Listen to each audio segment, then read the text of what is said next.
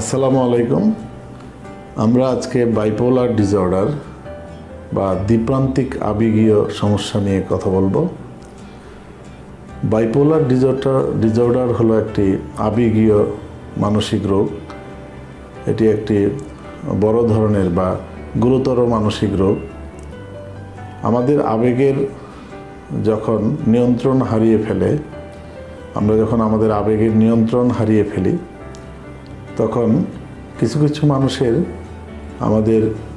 আমরা বলি যে মুড বা আমাদের যে মুড বা আমরা তাকে বলি যে আবেগ যখন অনেক উৎফুল্ল বা ইউফোরিক হয়ে যায়, বা আমরা একটি সাধারণ আনন্দদায়ক কথা বা আনন্দদায়ক কোনো সংবাদ শুনে যে আনন্দিত হই সেরকম আনন্দ নয়, সেটি এর মাত্রা যদি অনেক গুণ বেড়ে যায় বা আমরা অকারণেই খুব বেশি উৎফুল্ল হই, ইউফোরিক হই, এবং এই ইউফোরিক এই মুডের যে অবস্থা, এর পাশাপাশি যদি আমাদের মধ্যে অতিরিক্ত কথা বলার প্রবণতা বা প্রয়োজন ছাড়াই আমরা বেশি কথা বলি, কিংবা কেউ কেউ আছেন যে বলেন যে আমার কথা না বলে ভালো লাগে না, বা আমার ভিতর থেকে কথা বলার জন্য একটা চাপ অনুভব করি, এবং তাদের যে নিজেকে যে অবস্থানে সে থাকে তার থেকে নিজেকে অনেক বড় মনে করে,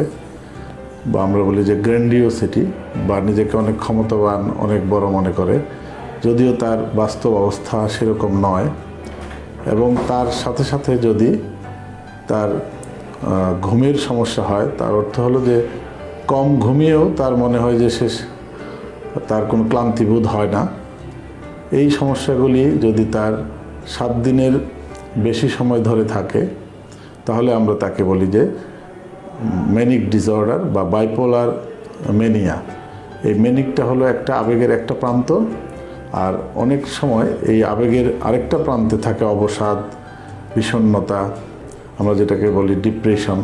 মেজর ডিপ্রেসিভ ডিসঅর্ডারের যে সিমটমগুলি, যেমন তার কিছুই ভালো লাগে না, দিনের বেশিরভাগ সময় মন খারাপ থাকে, আগের আনন্দদায়ক জিনিসগুলি বা কাজগুলি তার আর আনন্দ দেয় না, তার খেতে ইচ্ছে করে না, ঘুমের সমস্যা হয়, তার এনার্জি কমে যায়, এবং সে নিজেকে গিল্টি ফিলিং হয়, তার নিজেকে অপরাধী ভাবে অকারণেই, এবং তার আত্মহত্যার চিন্তা আসে।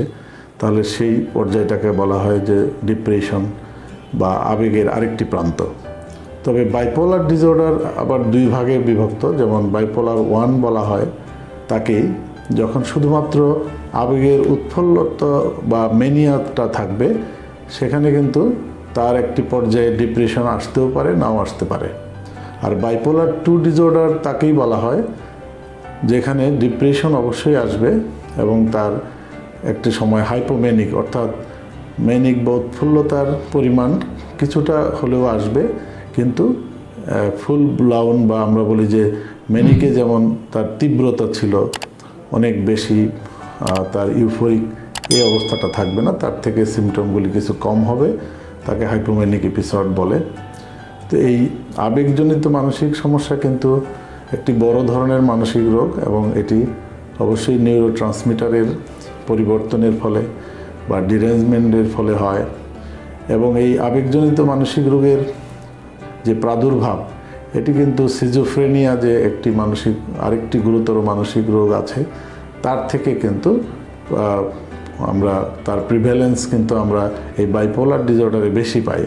অর্থাৎ বলা হয় যে 2% টোটাল পপুলেশনের এই বাইপোলার ডিসঅর্ডার থাকে।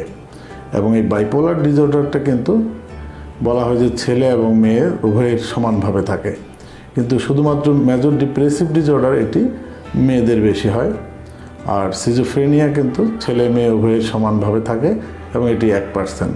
তো আমরা পরবর্তীতে বাইপোলার ডিসঅর্ডারের চিকিৎসা পদ্ধতি নিয়ে আলোচনা করব। ধন্যবাদ।